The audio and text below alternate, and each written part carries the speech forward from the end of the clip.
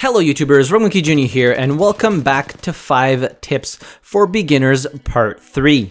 Alright, so tip number 1 is when you're landing in an area, always prioritize buildings over pillboxes because you have a much better chance at getting a weapon inside of a building than you would inside of one of those pillboxes. So always pick a house instead. Okay, so the next tip is about the Flatline. So the Flatline is a very powerful weapon and it deals a lot of damage, but the downside to it is the recoil pattern is hard to control because there is a substantial amount of horizontal recoil. So if we shoot at this dummy here, you can see there is quite a bit left, right, left, or right, left, right. You can mitigate this recoil by putting the weapon in semi-auto. It can actually shoot really fast and the recoil will be a lot easier to control because there'll be much less left, right, and mostly just vertical recoil, which will bring the gun up. So if we shoot it in single fire here, you can see very little recoil to control, and you can actually shoot it really fast if you have it on single fire. I even think that the firing rate is faster if you have a very quick trigger finger in single fire as opposed to fully automatic, and you can just destroy people with the Flatline in single fire mode. Alright, so tip number 3 is about mouse sensitivity. Now when you're hip firing, you have a certain mouse sensitivity and then you can have different mouse sensitivities for all the different optics in the game.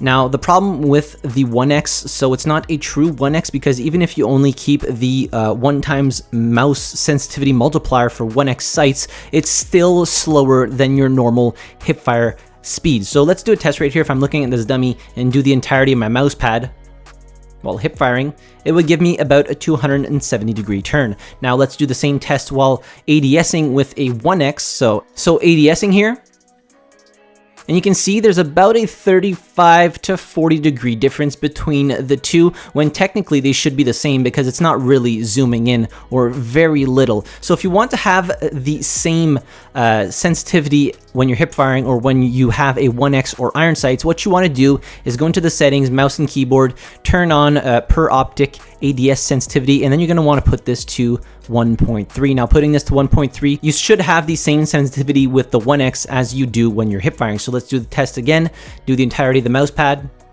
And as you can see, 270-degree turn. So tip number 4 is having the high ground in fights. Now this tip is very important. Having the high ground will most often than not give you an advantage over your enemies as they have a much smaller view of your body than you have of their body. So if we do a quick demonstration here, as you can see, if we have the same character, same heights, one of them's on the high ground, one of them's on the low ground, the field of vision, so what they can see is very different depending on which side you are on. So the person that has the high ground can see the entirety of the enemy. As for the person that is on the low ground, they generally can only see the head or the head and the upper part of the torso depending on how exposed or pushing forward the person that has the high ground is. So having the high ground, you can see how much of an advantage you get because you can see their entire body compared to their perspective where they only see your head, which is a much harder target to hit than if you were to hit somebody mid-mass. Now, of course,